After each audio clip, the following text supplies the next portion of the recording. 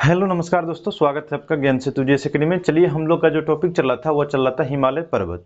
हम लोग पिछले क्लास में देख चुके थे कि हिमालय पर्वत जो है ये भारत की किस दिशा में पड़ता है। भारत के उत्तर दिशा में ये हिमालय पर्वत स्थित है। इसका विस्तार भी हम लोग देख चुके थे कि पश्चिम में ये है सिंधु नदी से लेकर पूरब में किस नदी तक फैला हुआ है, तो ब्रह्मपुत्र नदी तक फैला हुआ है। कौन सा पर्वत? तो हिमालय पर्वत। ये भी देख चुके थे कि इसकी लंबाई कितनी है, तो 2500 किलोमीटर के आसपास है लगभग में, और इसकी क्षेत्रफल कितना है, तो 5 लाख वर्ग किलोमीटर है। ये भी हम लोग देख चुके थे कि जो हिमालय पर्वत है इसके सबसे पश्चिमी पर्वत श्रेणी कौन सी है, वो है नांगा पर्वत जो जम्मू कश्मीर में स्थित है। और इसकी जो पूर्वी पर्वत श्रेणी कौन सा है सबसे, तो वो है नामचा बरवा जो तिब्बत के क्षेत्र में स्थित है। तो चलिए हम लोग देखते हैं, आज थोड़ा सा पीछे चलते हैं कि पर्वत ये क्या होता है। तो ध्यान रखना, यहाँ पर देखते हैं पर्वत, तब हम चलेंगे। हम लोग समझते हैं ये जो देख रहे हैं पर्वत, ये पर्वत है। आप लोग को मालूम होगा कि भारत के क्षेत्रफल कितना है, तो 32,87,263 वर्ग किलोमीटर। इस क्षेत्रफल के कितने प्रतिशत भूभाग पर पर्वत है, तो ध्यान रखिएगा कि 10.7। पर्वत देखते हैं, पर्वत जो है भारत के कितने भूभाग पर फैला हुआ है, तो 10.7%। ठीक है। इसके बाद पहाड़, ये पहाड़ जो है 18.6% फैला हुआ है। इसके बाद है पठार 27.7% फैला हुआ है। इसके बाद है मैदान, ये मैदान जो है भारत के क्षेत्रफल के कितना प्रतिशत भूभाग पर है, ये है 43%। ध्यान रखिएगा 43%। देख लीजिए 7 6 13, 13 7 20, 8 7 15 3 18 2 20, 4 2 6 2 8 9 10 हो गया 100। तो ध्यान रखिएगा कि भारत के क्षेत्रफल के कितने प्रतिशत भूभाग पर पर्वत है, तो 10.7% भाग पर क्या है, पर्वत है। और 18.6% क्या है, तो वो पहाड़ है। 27.7% क्या है, ये भारत में क्या है, तो पठार है। और मैदान कितना है भारत की भूमि के, तो वो है 43%। चलिए इससे हम समझते हैं कि पर्वत क्या होता है। आइए समझते हैं। यहाँ पर जैसे मान लीजिए ये पृथ्वी है, तो पर्वत जो होता है ऐसे होता है, पर्वत ऐसे होता है। और पर्वत के छोटा ही रूप को पहाड़ कहा जाता है। तो ध्यान रखिएगा पहाड़ ऐसे हो गया। इसके बाद ये जो पठार होता है, ये पठार जो होता है कैसे होता है, ऐसे होता है, निमेज की आकार के जैसा होता है। ठीक है। और यहाँ पर जो देख रहे हैं ये मैदानी भाग है। ठीक है, क्या है, मैदानी भाग यानी मैदान है। ध्यान रखिएगा ये पठार हो गया, ये हो गया पहाड़, ये पठार, ये पहाड़, और ये हो गया पर्वत। ध्यान रखिएगा इसमें देखते हैं कि मुख्य रूप से अंतर क्या है। तो ध्यान रखिएगा जो पर्वत होता है, पर्वत ये जो होता है धरातलीय भाग से, पृथ्वी के धरातलीय भाग या समतलीय भाग से ये ऊपर होता है, यानी ऊंचा होता है। यानी जितने भी कहने का मतलब है पर्वत है, पहाड़ है, पठार है, ये मैदानी भाग से क्या होता है, ये कुछ ऊपर उठा हुआ होता है, स्थल होता है। तो ध्यान रखिएगा कि जो इसकी ऊंचाई होती है वो होती है 1000 मीटर, 1000 मीटर से अधिक होती है। यानी कहने का मतलब है कि पृथ्वी के धरातलीय भाग से या स्थलीय भाग से 1000 मीटर से अधिक ऊंचाई वाले स्थल को क्या कहा जाता है, तो पर्वत कहा जाता है। इसके बाद ये जो देख रहे हैं कि जो पर्वत होता है जिसका बेस जो होता है वो क्या होता है, वो विस्तृत होता है। और जो शीर्ष होता है ये संकुचित होता है, यानी संकीर्ण होता है। तो ध्यान रखना इसी को बोलते हैं पर्वत। तो ध्यान रखिएगा। इसके बाद देख रहे हैं ये पहाड़ देख रहे हैं, तो पहाड़ होता है यानी समतलीय भाग से या धरातलीय भाग से पृथ्वी के 500 मीटर की ऊंचाई पर होता है। तो ध्यान रखिएगा कि 500 मीटर की ऊंचाई पर स्थल को क्या बोलते हैं, पहाड़ बोलते हैं। और 1000 मीटर के यानी पृथ्वी से 1000 मीटर ऊंचे स्थल को क्या बोलते हैं, तो पर्वत बोलते हैं। इसके बाद देख रहे हैं पठार, ये जो पठार होता है ये 300 मीटर, ध्यान रखिएगा 300 मीटर।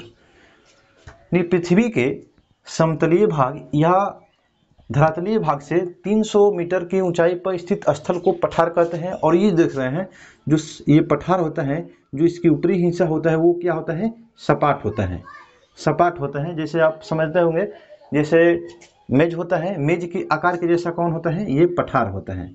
तो ध्यान रखिएगा, ये मैदान देखिए रहे हैं, तो ध्यान रखना है कि पर्वत हो गया, पहाड़ हो गया, पठार हो गया और ये मैदान हो गया।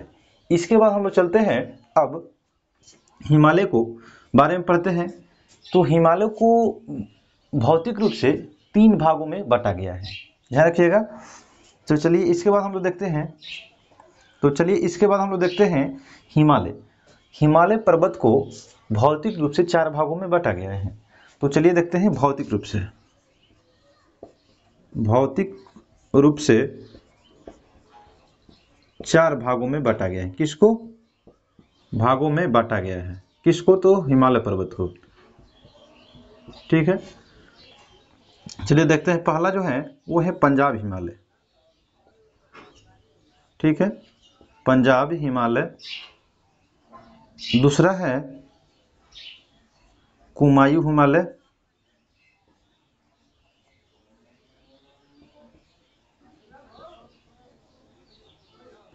तीसरा जो है नेपाल हिमालय,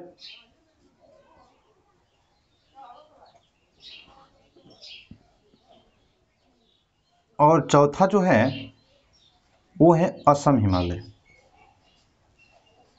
ध्यान रखिएगा कि भौतिक रूप से हिमालय को कितने भागों में बांटा गया है, तो 4 भागों में बांटा गया है। एक व्यक्ति थे जिनका नाम था सर सिडनी बर्नार्ड। ध्यान रखिएगा, एक व्यक्ति थे जिनका नाम है सर सिडनी बर्नार्ड।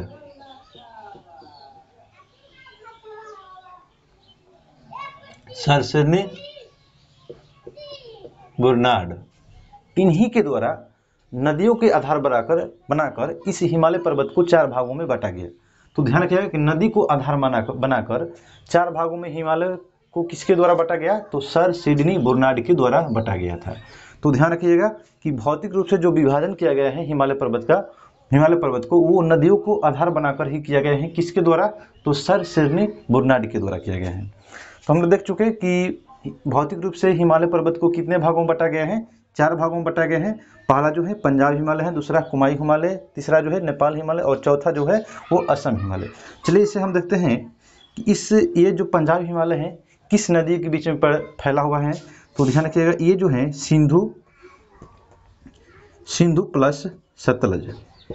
ध्यान रखिएगा कि ये जो पंजाब हिमालय देख रहे हैं ये सिंधु और सतलज के बीच में स्थित है। कौन सा, ये पंजाब हिमालय। इसके बाद कुमायूं हिमालय देखते हैं। ये कुमायूं जो हिमालय है ये है सतलज एवं काली नदी। ध्यान रखिएगा, कुमायूं हिमालय है किस नदियों के बीच में है, तो ये सतलज एवं काली नदी के बीच है। इसके बाद नेपाल हिमालय जो है ये काली एवं तीस्ता नदी के बीच, ठीक है। नेपाल हिमालय किन 2 नदियों के बीच है, तो वो है काली नदी और तीस्ता नदी के बीच में है। इसके बाद है असम हिमालय, ये जो है तीस्ता प्लस दिहांग नदी के बीच। ध्यान रखिएगा कि असम हिमालय है किन 2 नदियों के बीच है, तो तीस्ता एवं दिहांग नदी के बीच है। अब इससे हम चलते हैं कि इसके लंबाई क्या है। तो पंजाब हिमालय जो है ये है 560, ध्यान रखिएगा ये 560 किलोमीटर तक फैला हुआ है। ध्यान रखिएगा कि पंजाब हिमालय की लंबाई कितनी है, तो 560 किलोमीटर की लंबाई है। इसके बाद है कुमायूं हिमालय, ये जो देख रहे हैं कुमायूं हिमालय, इसकी लंबाई कितनी है, ये है 320 किलोमीटर। ध्यान रखिएगा 320 किलोमीटर। इसके बाद है नेपाल हिमालय, तो नेपाल हिमालय की जो लंबाई है वो है 800 किलोमीटर। इसके बाद है असम हिमालय, इसकी लंबाई कितनी है, वो है 720 किलोमीटर। तो ध्यान रखना, अगर आपसे पूछा जाए कि सबसे बड़ा हिमालय कौन सा है, वो है कौन सा है, तो नेपाल हिमालय। तो ध्यान रखिएगा कि नेपाल हिमालय की लंबाई कितनी है, 800 किलोमीटर। असम हिमालय की कितनी है, 720 किलोमीटर। और सबसे कम किसका है, तो वो है कुमायूं हिमालय। कितना है 320 किलोमीटर। इसके बाद पंजाब हिमालय का कितना है, ये 560 किलोमीटर। अब इसे ध्यान रखिएगा कि जो पंजाब हिमालय है ये भारत के कितने राज्यों में फैला हुआ है या किस केंद्र शासित प्रदेश में फैला हुआ है। तो ध्यान रखना है, ये है जम्मू कश्मीर हो गया, लद्दाख हो गया, इसके बाद हो गया यहाँ से पंजाब के क्षेत्र में हो गया हिमाचल प्रदेश। इतने राज्यों में ये पंजाब हिमालय फैला हुआ है। इसके बाद देख रहे हैं जो कुमायूं हिमालय देख रहे हैं, ये कहाँ फैला हुआ है, तो ये उत्तराखंड में, यहाँ पर लिख देते हैं उत्तराखंड। ध्यान रखिएगा कि कुमायूं हिमालय कहाँ फैला हुआ है, किस राज्य में फैला हुआ है, तो वो है उत्तराखंड में। इसके बाद तो चलिए इसके बाद हम लोग देखते हैं कि इस पंजाब हिमालय में कुछ पर्वत श्रेणियाँ पाई जाती हैं, उसके बारे में हम लोग समझते हैं। तो ध्यान देना है,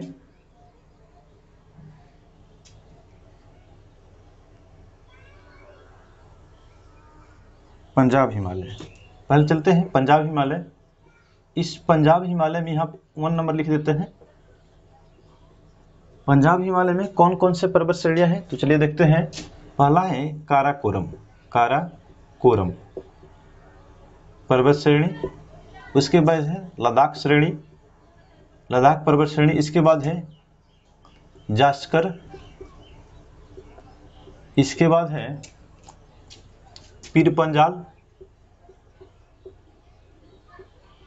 एवं इसके बाद है धौलागिरी, धौलावीर, धौलाधर, धौलाधर। तो ध्यान रखिएगा कि इस पंजाब हिमालय में कौन कौन सी पर्वत श्रेणी है, तो वो है काराकोरम पर्वत श्रेणी, लद्दाख श्रेणी पर्वत श्रेणी, जास्कर पर्वत श्रेणी, पीर पंजाल और धौलाधर। तो ध्यान रखना है इन बातों को। इसके बाद ध्यान रखिएगा कि ये जो देख रहे हैं काराकोरम, ये जो है पंजाब हिमालय के सबसे ऊंची पर्वत श्रेणी है। तो ध्यान रखिएगा कि सबसे ऊंची पर्वत श्रेणी, सबसे ऊंची पर्वत श्रेणी कौन सी है, तो वो है काराकोरम। यहाँ पर लिख देते हैं काराकोरम। और ध्यान रखिएगा कि इस काराकोरम के जो सबसे ऊंची चोटी है वो है K2 या वो है गाडविन आस्टीन। तो ध्यान रखिएगा कि काराकोरम, काराकोरम पर्वत श्रेणी की सबसे जो ऊंची चोटी है वो है K2 या गाडविन आस्टीन। ध्यान रखिएगा जिसकी लंबाई 8611, पूछा जाए आपसे कि K2 की ऊंचाई कितने हैं, 8611 मीटर है, या K2 पूछे या गाडविन आस्टीन पूछे इसकी ऊंचाई कितनी है, तो 8611 मीटर है। इसके बाद ध्यान रखिएगा कि ये भारत की सबसे ऊंची चोटी, ध्यान रखिएगा कि सबसे ऊंची चोटी है, भारत के सबसे ऊंची चोटी कौन सी है, तो K2 या गाडविन आस्टीन, जिसकी ऊंचाई कितनी है 8611 मीटर। और ये है जो ये K2 है या गाडविन आस्टीन है, ये किस पर्वत श्रेणी में स्थित है, ये काराकोरम श्रेणी में। और काराकोरम श्रेणी किसका भाग है, किस हिमालय का, वो है पंजाब हिमालय का। चलिए इसके बाद हम लोग देखते हैं कुमायूं हिमालय। इस कुमायूं हिमालय की दूसरा नंबर, कुमायूं हिमालय की जो सबसे ऊंची चोटी है वो है नंदा देवी। नंदा देवी जो कहाँ पड़ता है, ये पड़ता है उत्तराखंड के क्षेत्र में। इसके बाद है कामेत, इसके बाद है त्रिशूल पर्वत,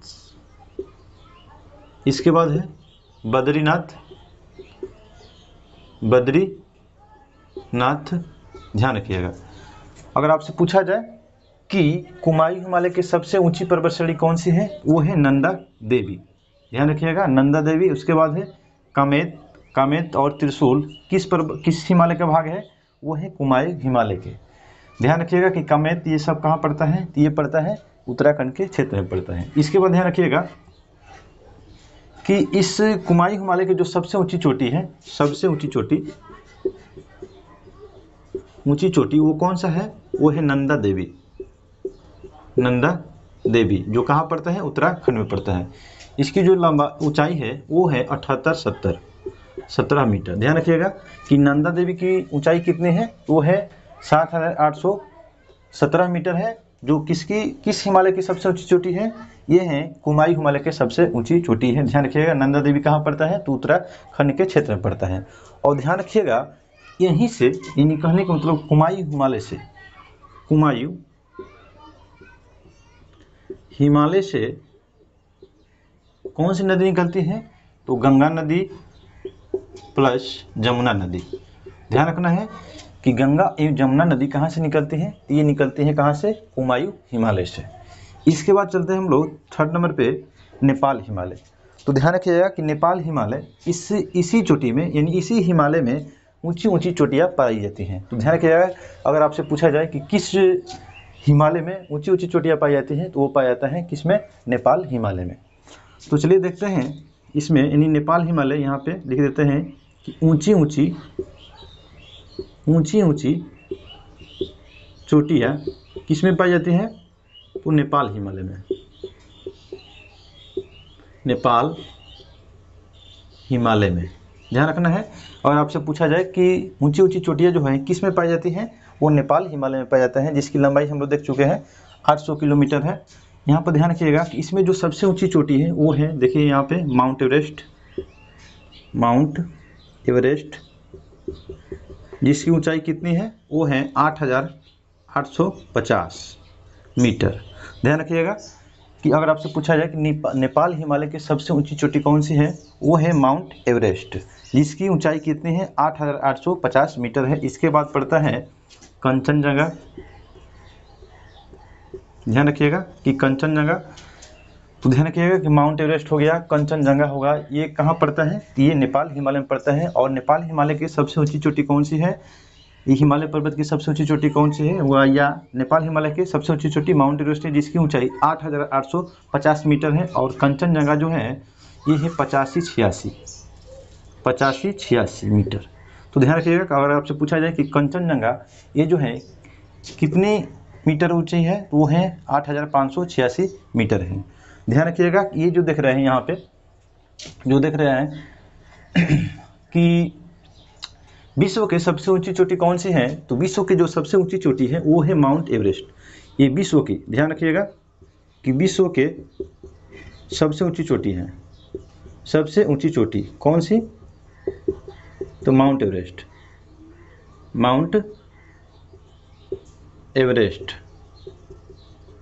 ध्यान रखिएगा। और विश्व के दूसरा सबसे बड़ी ऊंची चोटी कौन सी है? वो है K2 या गार्डविन आस्टीन। ध्यान रखिएगा कि दूसरा सबसे चोटी है, दूसरा बड़ा चोटी है विश्व की।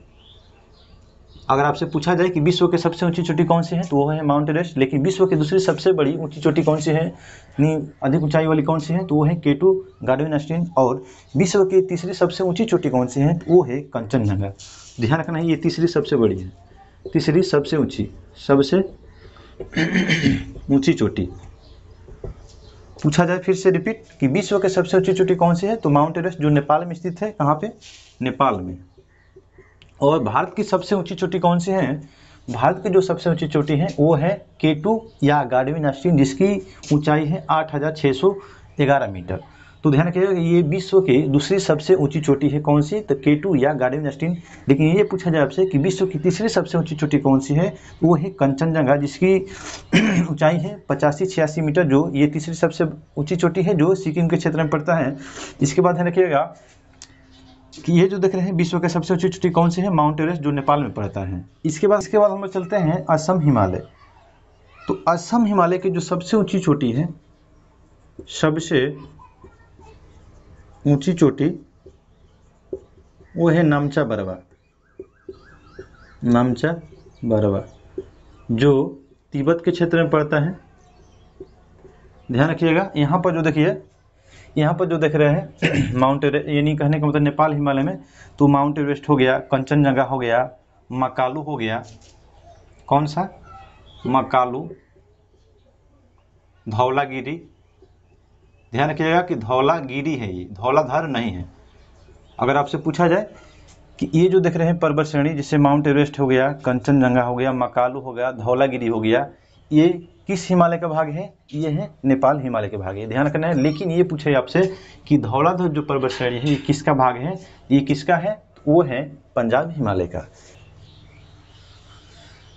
तो चलिए देख चुके हम लोग सबसे ऊंची चोटी कौन सी है? ये नामचा बरवा, जो किसका भाग है? ये है असम हिमालय का। इसके बाद देखते हैं हम लोग इस हिमालय पर्वत को भौगोलिक दृष्टि से भी कितने भागों में बांटा गया है? 4 भागों में बांटा गया है। तो ध्यान रखिएगा कि पहला जो है ट्रांस हिमालय,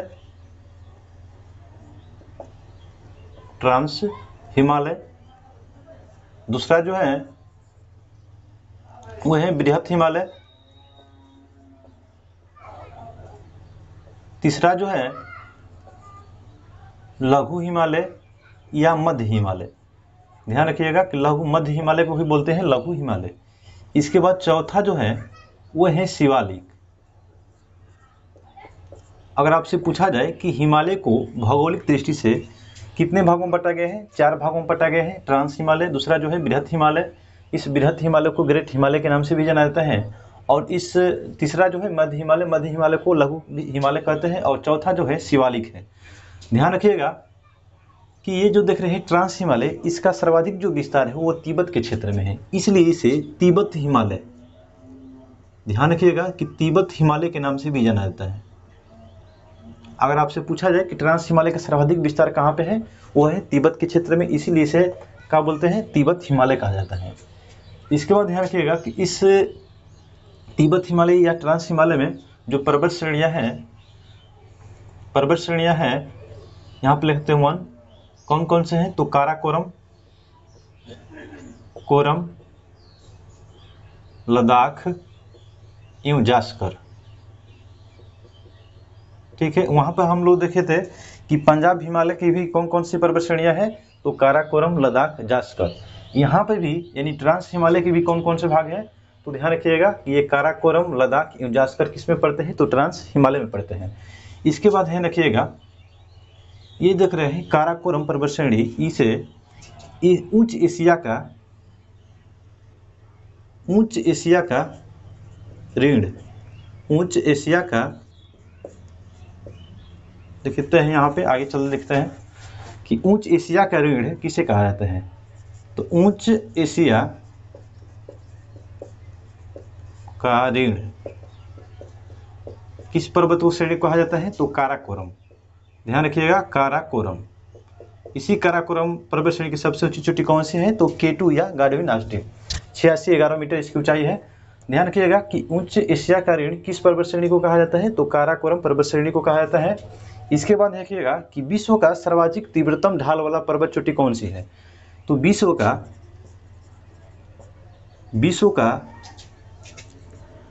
तीव्रतम ढाल वाली चोटी वो है राकापोसी, जो कहाँ पड़ता है, ये पाक में पड़ता है, यानी पाकिस्तान में। ध्यान रखिएगा कि अगर आपसे पूछा जाए कि उच्च एशिया का ऋण किस पर्वत श्रेणी को कहा जाता है, तो काराकोरम पर्वत श्रेणी को कहा जाता है।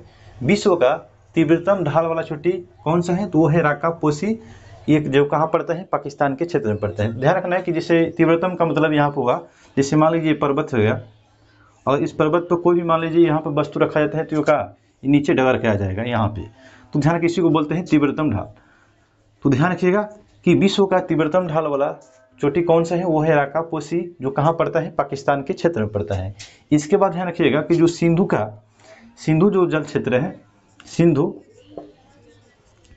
ये है कहाँ पड़ता है, तो ये जास्कर एवं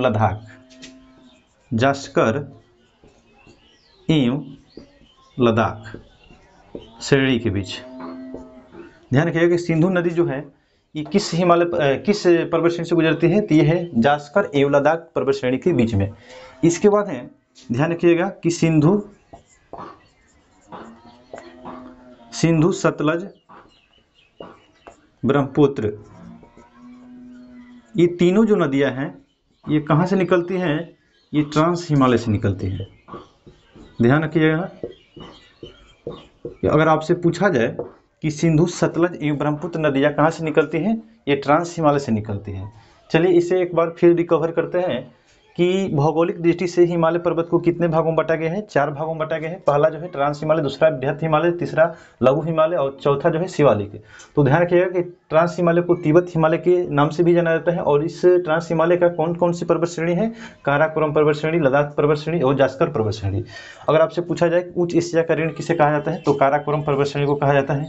इसके बाद है विश्व के सर्वाधिक तीव्रतम ढाल वाली चोटी कौन सी है, वो है राकापोसी, जो पाकिस्तान के क्षेत्र में पड़ता है। इसके बाद है सिंधु जो जल चलते रहे। ये किस पर्वत श्रेणी के बीच है? तो ये है लद्दाख एवं जास्कर पर्वत श्रेणी के बीच है। इसके बाद है सिंधु, सतलज और ब्रह्मपुत्र नदी, ये कहाँ से निकलती है? तो ये ट्रांस हिमालय से ही निकलती है, तो ध्यान रखिएगा। चलिए दोस्तों, हमें उम्मीद होगी कि ये वीडियो आपको काफ़ी पसंद आएगा। अगर हमारा वीडियो ये पसंद आया तो आप हमारे चैनल को सब्सक्राइब और वीडियो को लाइक करिएगा। ठीक है, देखने के लिए थैंक्स।